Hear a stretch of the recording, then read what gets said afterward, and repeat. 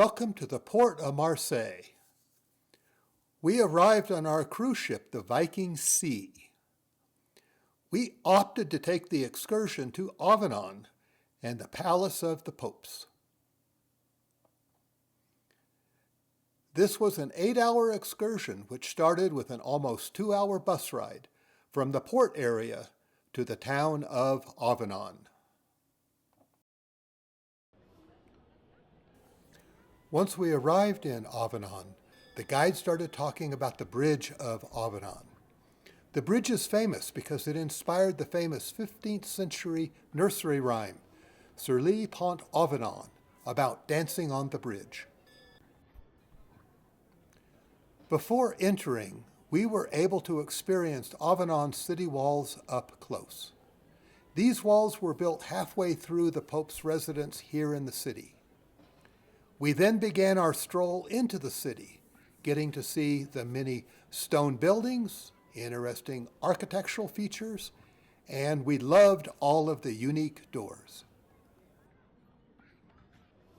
Entering the plaza, we saw the palace of the popes in all its grandeur. In 1309, Pope Clement V moved to Avignon to escape the violence of Rome at the time. It was not until 1330 Pope Benoit XII started building the part of the plain palace to the left, referred to as the Old Palace. In the late 1340s, Pope Clement VI started building the elaborate part of the building to the right, referred to as the New Palace. The Avignon Cathedral is located to the left of the palace and was built in the late 1100s. It was enlarged during the 1300s when the popes were in residence. It is well known for the gilded statue of the Virgin Mary up on top. The plaza has some other nice architecture around it. Most striking is the City Hall, right opposite from the palace. It took a while for the guide to get our tickets, but we were finally able to march up to the front of the palace and enter. Once inside, we were given tablets, which would be useful later during the tour.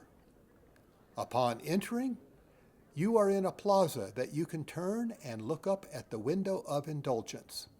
This is the spot where the Pope would speak from.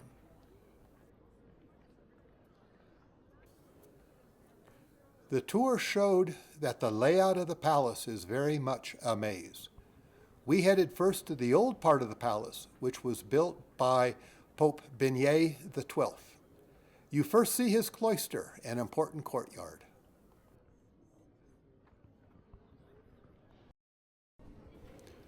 The first hall we enter is the consistory, where the Pope convened meetings with the cardinals, received sovereigns, and ruled over canonization trials.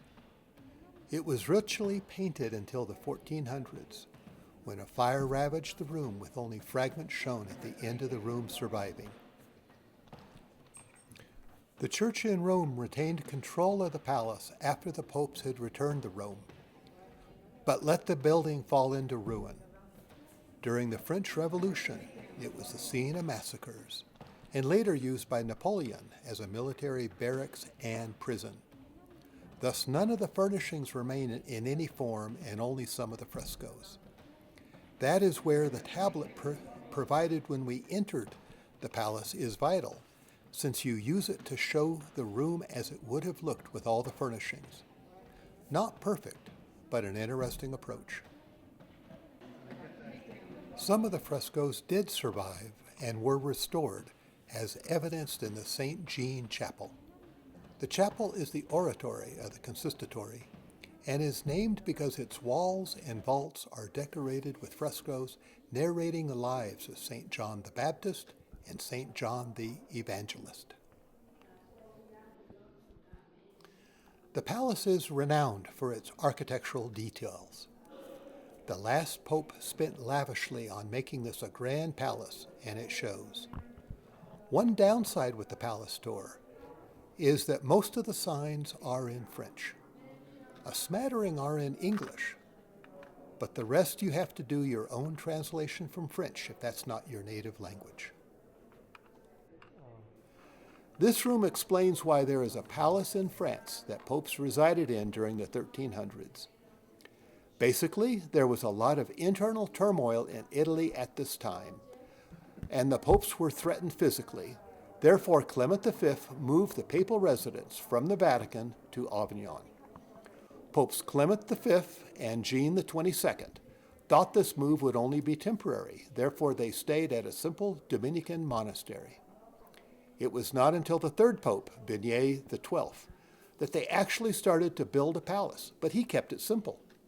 He built it over an existing building.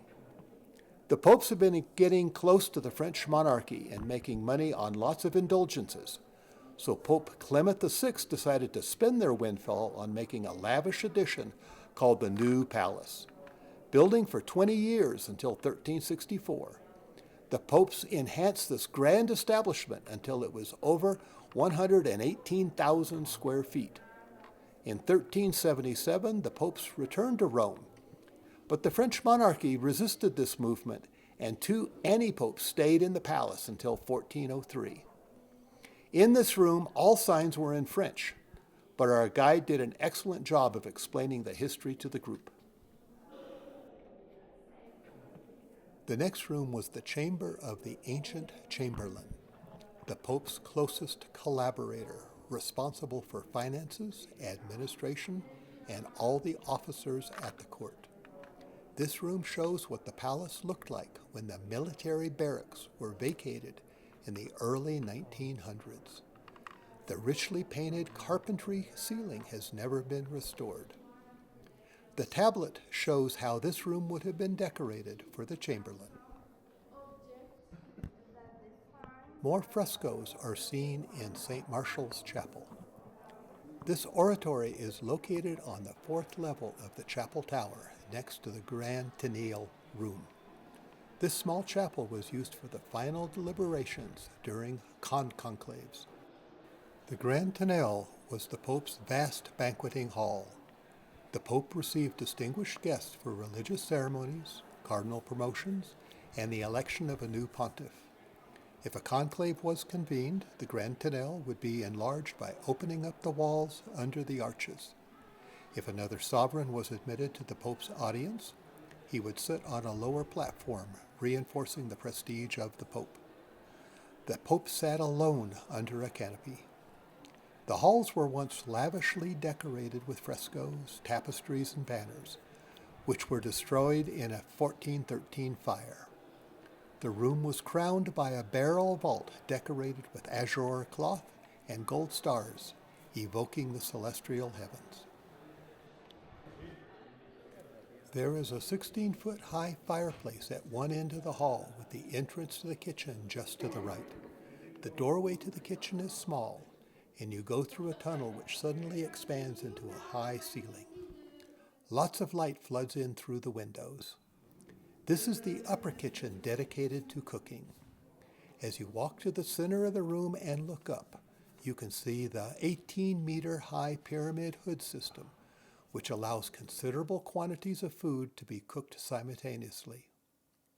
The tablet shows how the cramped kitchen would have looked like during a meal in progress. The guests would be served lavish fish, meats, whole pigs, and pheasants just to get started.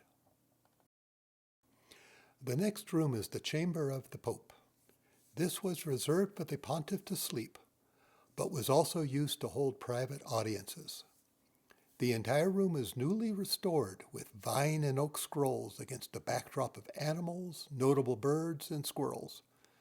However, you are not permitted to photograph or video in here. No flash photography I can understand, but the room attendants were shutting down anyone with anything that looked like it could take photos if it was pointed toward the walls. The stag room served as the Pope's study and personal library. This room has many frescoes and has no photography limits. They were discovered once the military whitewash was removed. The surviving scenes show starlings being net hunted, a dog is hunting a rabbit, children are bathing, and a ferret is used to hunt a rabbit. This heraldic decoration underlines the aristocratic origins of the Pope. The north sacristy offers the main architectural characteristic of Clement VI's new palace through the more widespread use of the cross and the sculpted decor, which does not exist in Benoit XII's old palace. This room was storage of liturgical vestments and sacred vessels. The great Clementine Chapel was dedicated to the apostles Peter and Paul. It has 7 ribbed bays supported by clustered columns.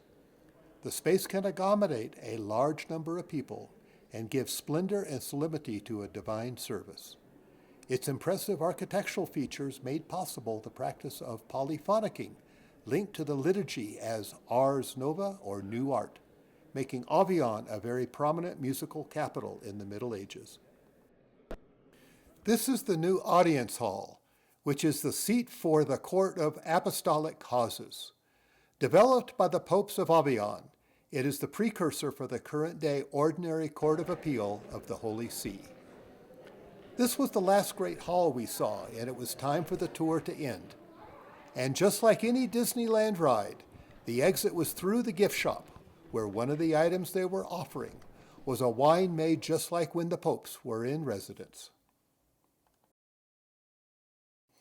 Once out of the palace, we headed to the plaza for lunch. The theater and city hall buildings were interesting architecture, and we had lunch in a bank, which had been converted to a restaurant. We eventually found the bus, drove by the city wall, and returned to the Viking Sea. The ship is small enough that it is able to dock close to many Marseille attractions in the port. The most important is the St. Marie Cathedral, which is one of the largest in the world. Built in 1852, the distinctive stonework uses marble from Carrara, green stone from Florence, and onyx from Italy and Tunisia. The port area also features a large orange teddy bear statue, the Pharaoh Palace, which features the Victims of the Sea monument, and Fort St. Jean. The fort was built in 1660 by Louis XIV, and the cannons were interestingly pointed toward the town, not outwards to the sea. The departure from the port was very picturesque as we passed numerous islands, all of them with old forts and maybe a prison or two on each of them. Was I allowed to take a photo of the orange teddy bear? I don't know. Better make a quick retreat for Marseille.